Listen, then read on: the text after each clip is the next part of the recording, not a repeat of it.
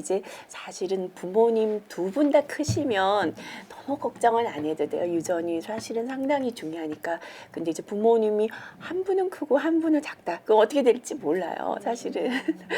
그래서 혹은 두 분 다 이제 그렇게 크지 않으시다면 어릴 때, 특히 어릴 때 이 영양 관리가 굉장히 중요한 것 같아요. 사실은 한 10살 이전의 영양 관리. 더 어릴 때는 초등학교 이전의 영양 관리가 그때 확 많이 클 수 있는, 그때는 음식이나 이 환경적인 노력에 따라서 많이 차이가 날 수가 있어요. 그러나 이제 뭐 10살 이후, 사춘기 이후 이럴 때는 다 비슷비슷해요. 누구나 좀 안 먹던 애도 잘 먹고, 그때는 이미 성호르몬이 성장판을 조금씩 굳어가게 하기 때문에 아무리 기본적 폭풍 성장이 있다고 해도 외부에서 들어간 노력이 그렇게까지 많이 차이를 내기가 쉽지가 않아요.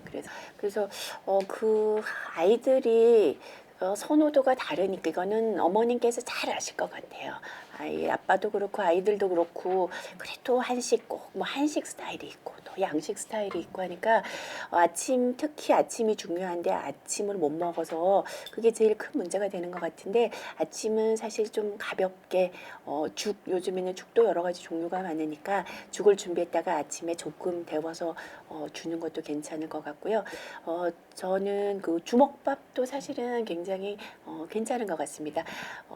고기를 잘 볶아서 고기 조림을 해놨다가 아침에 그냥 고기를 밥에 주먹밥 해주는 거예요. 주먹밥 너무 간단하잖아요. 밥 딱 이렇게 놓고 손바닥에 놓고 고기 넣고 그다음에 이제 해서 딱 이렇게 동그라미로 만들 수 있고, 때로는 이렇게 삼각김밥도 이렇게 만들 수가 있어요. 그렇게 해서 주먹밥 아침에 깨소금 좀 넣고 주먹밥 해줘서 아침에 학교 가면서도 먹을 수 있게 할 수도 있고요. 아이가 뭐 양식 스타일을 좋아한다면 제일 간단한 것은 사실은 뭐 토스트 한쪽과 그래도 뭐 우유 뭐 이렇게 줄 수가 있겠죠. 그래서 근데 이제 길거리 먹고 갈 시간이 없기 때문에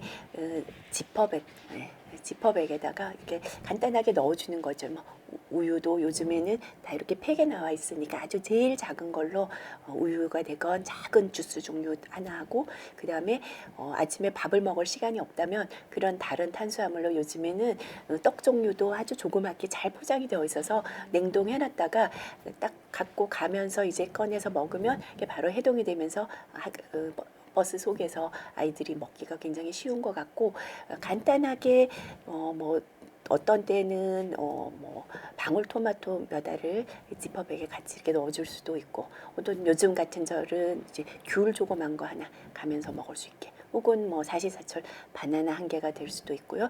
또 뭐 포도도, 씨 없는 포도 같은 것을 뭐 조금 넣어줄 수도 있고 해서 조금 과일 조금이랑 탄수화물 조금을 이렇게 싸주는 거죠. 아이들이 먹을 수 있게.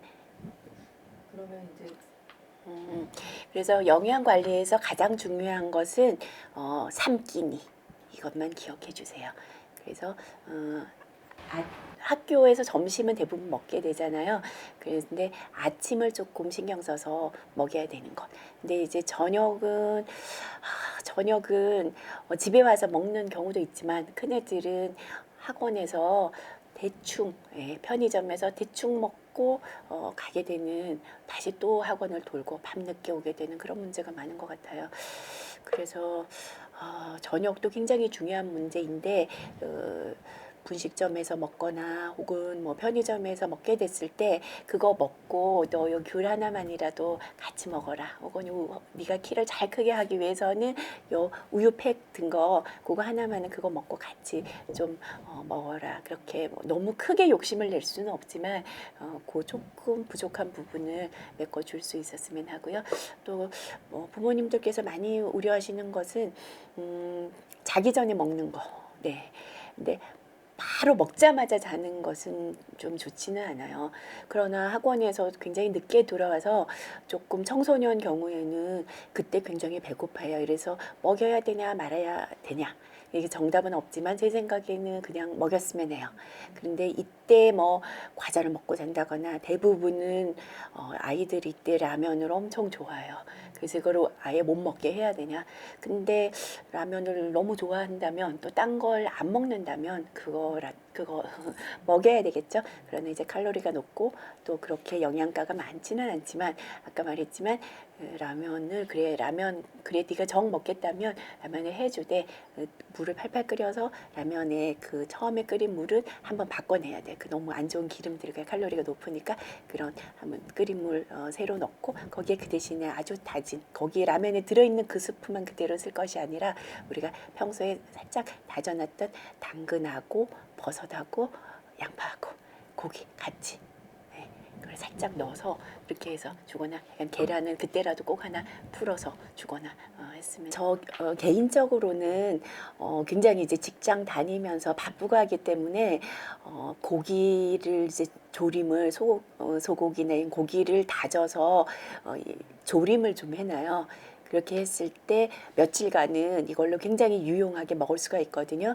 고기 조림한 것으로 한 번은 뭐 비빔밥, 다진 고기 조림을 비빔밥 할 때 넣을 수도 있고 한 번은 또 볶음밥 할 때 넣을 수도 있고 또 덮밥 소스 종류만 있다면 이걸로 카레 할 때도 좀 쓰고 또 짜장밥 할 때도 넣을 수가 있고요. 그다음에 아침에 먹기가 제일 좋은 것은 오믈렛인 것 같습니다. 생각 같아서는 굉장히 어려운 것 같지만 우리가 볶아놓은 이런 고기하고 몇 가지 다져놓은 당근, 양파, 버섯을 미리 이렇게 다져놨다가 그걸로 물론 비빔밥도 할 수 있지만 오믈렛 아침에 신선한 계란만 하나 거기다가 후라이팬에 풀어서 하면은 오믈렛과 우유 한 잔 먹으면 정말 필요한 웬만한 영양소는 다 들어가는 것이거든요. 그래서 미리 준비해서 조금 오래 먹을 수 있는 것도 생각을 해볼 수가 있습니다. 저는 또 개인적으로 많이 이제 선호했던 것이 장조림입니다.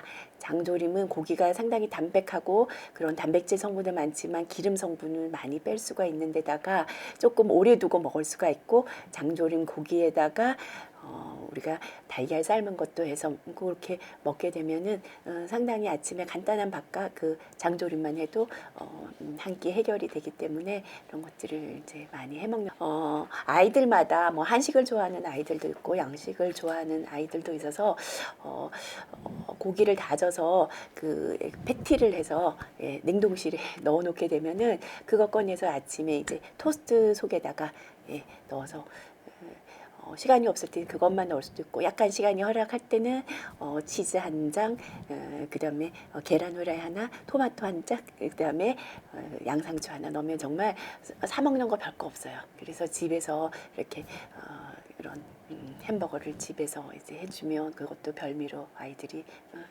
근데 아무리 맛있는 것도 똑같은 걸 계속 줘서는 실증이 나기 때문에 어머니께서 요즘에는 이제 방송에도 좋은 게 많고 쉽게 음식에 대해서도 좋은 자료를 많이 얻을 수가 있기 때문에 저는 옛날에 요리 학원도 많이 다녔었거든요. 그래서 정말 입이 까다로운 애들이었기 때문에 참 많이 고생을 했는데 하여간 계속 우리 어머니께서도 머릿속에 색다른 것을 생각 우리 아이가 조금만 다르게 해도 또 잘 먹을 수 있는 게 뭔가 그리고 물론 이런 샐러드 소스다 뭐다 이렇게 조금씩 그 들어가는 것들에 따라서 조금 더 애가 또 새로운 맛으로 잘 먹기도 하니까 많은 변화들이 있어야 될 것 같습니다.